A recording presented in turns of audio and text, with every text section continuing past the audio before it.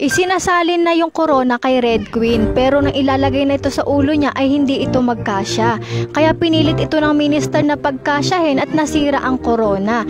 Pinagtawanan siya ng mga tao at nagalit ng husto si Red Queen. Hindi ito nagustuhan ng kanyang amang hari, kaya ibinigay na lang yung corona kay White Queen. Nagalit si Red Queen dahil sinisisi niya si White Queen sa mga nangyari sa kanya, lalo na sa kanyang ulo. Noong palang mga bata sila, nagnakaw si White Queen ng isang fruit tart. Kinain niya ito sa tabi ng kama ni Red Queen, at yung natitirang tart ay nakita sa ilalim ng kama ni Red Queen. Kaya naman napagbintangan na siya ang kumain nito. Dahil sa sama ng loob, tumakbo palabas si Red Queen at nadulas, tumama ang ulo.